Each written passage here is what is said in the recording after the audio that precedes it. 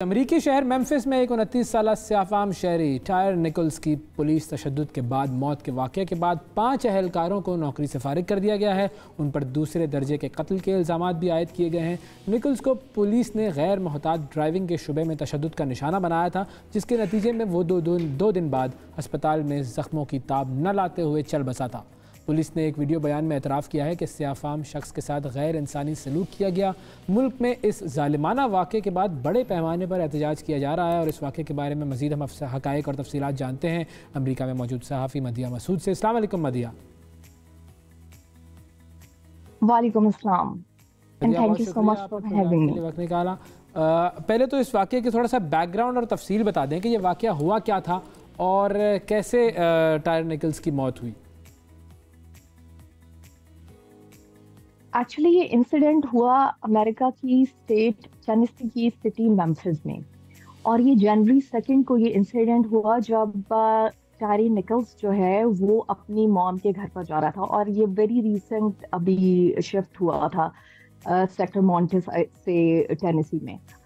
और इसे कहा जा रहा है रैश ड्राइविंग, क्योंकि फास्ट वो ड्राइव कर रहा था और पुलिस ने उसको स्टॉप किया और वो रुका भी है। पूरे 1 घंटे की जो वीडियो है वो भी रिलीज की गई। अर्लियर पुलिस इसे रिलीज नहीं कर रही थी, लेकिन बहुत ज़्यादा पूरे मुल्क में बहुत ज़्यादा प्रोटेस्ट शुरू हो गया था, जिसके बाद फिर इस जो बॉडी कैम यहाँ पर लगा होता है पुलिस वालों के, उस कैमरे की वीडियो को रिलीज किया गया, जिसकी इनिशियल जो वीडियो है वो म्यूट है, जो कि एक बड़ा क्वेश्चन इम्पोर्टेंट रेज करती है कि जिसमें इंटेंशन जिसकी वजह से ये 2nd डिग्री मर्डर से रखा गया है। ये इनिशियल वीडियो म्यूट है और जैसे ही पुलिस ऑफिसर बाहर निकलता है और वो स्ट्रेट उसकी तरफ गन करता है। दो इसमें स्टन गन यूज हुई है, जिस स्टन गन प्रोबेबली अगर पाकिस्तानी अंडरस्टैंड करते हैं तो वो सिर्फ करंट जो है वो लोकेट करती है, जिस जहाँ पे भी लोहा ज्यादा होती है उस पे वो करंट लगता है। जो इनिशियल अरेस्टेड जो क्रिमिनल्स होते हैं उनको अंडर कंट्रोल रखने के लिए यूज की जाती है, क्योंकि अलाउ नहीं होता किसी को भी फायर करना इनिशियल स्टेज पर। फिर उसके बाद वाकया ये हुआ कि थोड़ी सी बहस शुरू हो गई पुलिस का, क्योंकि फर्स्ट एक्शन ये होता है कि जिस भी मुजरिम या मुलजिम को पकड़ते हैं तो उसको लिटा दिया जाता है। तो उसको ऑर्डर दिए जा रहे थे कि वो लेट जाए और वो बार बार उस वीडियो में ये कह रहा है कि मैंने कुछ नहीं किया है। और उसको उन्होंने कहा कि लाइक फिर आर्ग्यूमेंट शुरू हो गया और आर्ग्यूमेंट के दौरान वो उसको हथकड़ी लगाना चाह रहे थे। अच्छा, वो नहीं लगा पाए और उसी मोमेंट में 5 जो स्याफाम पुलिस वाले हैं उन्होंने उसको 3 मिनट्स कंसेक्यूटिव टॉर्चर किया है, ठीक। और उसके बावजूद वो एस्केप कर गया। और लेकिन 7 जनवरी को ये अनफॉर्चुनेटली ये इतना खतरनाक, ये जो बहुत ही दिल दहला देने वाली वीडियो, लाइक मेरे पास तो लफ्ज़ नहीं है, बहुत ज्यादा टॉर्चरस वीडियो है अगर उसे देखा जाए तो।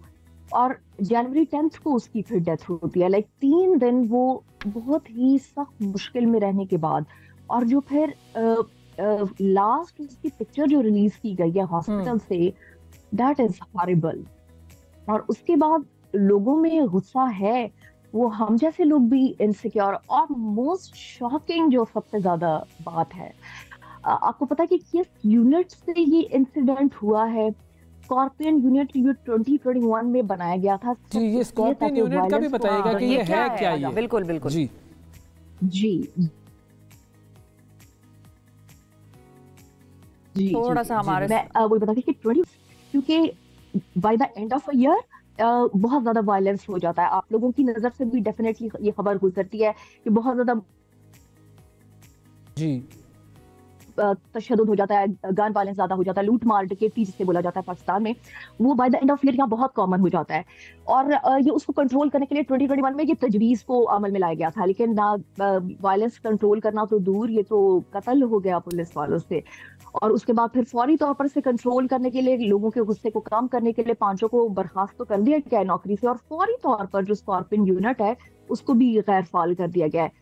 प्रेसिडेंट बाइडेन की आपने प्रॉब्लली उनकी ट्वीट भी देखी होगी, उनकी मदद से बात हुई है और फिर उनको यकीन दहानी कराई गई है कि डेफिनेटली इंसाफ होगा और यूएस में जस्टिस होता है।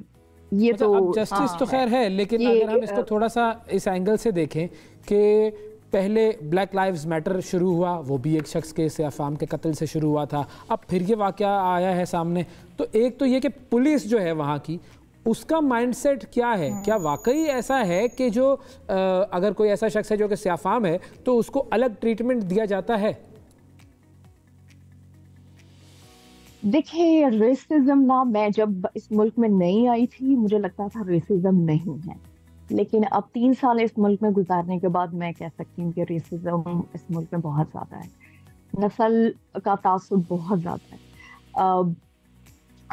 मेरी बचत ज़्यादा इस तरह से हो जाती है कि मैं हिस्पैनिक में ज़रा आ जाती हूँ, तो थोड़ा ये लगता है, या फिर अरब पट्टी से लोग कुछ मुशाबहत करते हैं। लेकिन जो रेडनेक्स हैं, they are rednecks, they don't like any other breed. सही है। और फिर बाकी ब्रीड में सभी आ जाते हैं, चाइनीज हैं, अफ्रीकन अमेरिकन हैं, फिर वो बहुत लंबी चेन चली जाती है, डाइवर्सिटी बहुत ज्यादा है। तो अब वहाँ पे जो अथॉरिटीज हैं बहुत ज्यादा है। अब जी बताएं।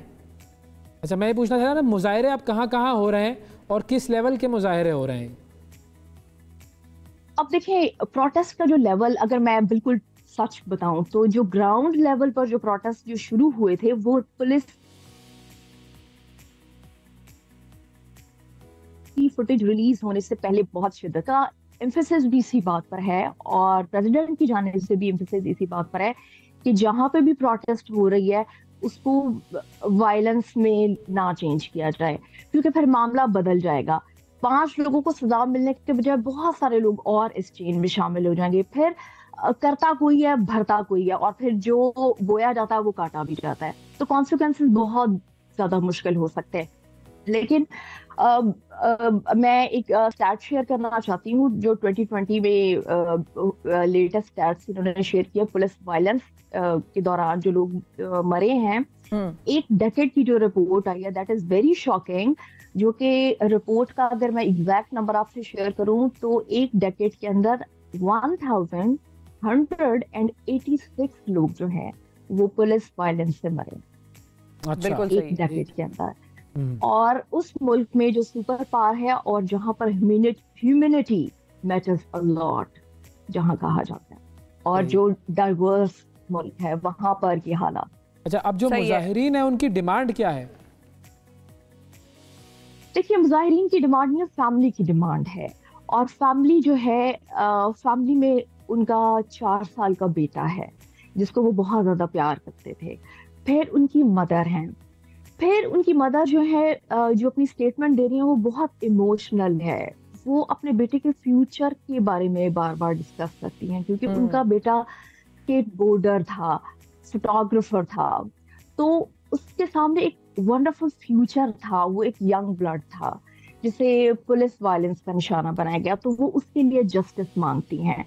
और फिर ब्लैक लाइव्स मैटर एक अकेला इंसिडेंट नहीं था, इसके बाद भी बहुत से इंसिडेंट हुए, लेकिन आवाज उठाई जाती है और उसके बाद दब जाती है। लेकिन अब इस आवाज को नहीं दबने दिया जा रहा, क्योंकि कनेक्टिविटी 2 डिफरेंट स्टेट से आ रही है। एक स्टेट से वो दूसरी स्टेट में अभी बिल्कुल 2 से 3 साल से मुंतकिल हुए थे, तो पिछली स्टेट की सपोर्ट भी है और जिस स्टेट में अभी वो मौजूद है वहां की उनको सपोर्ट भी है, प्लस बाइडेन की सपोर्ट भी है। लेकिन लोग बाइडेन को बहुत बैश कर रहे हैं।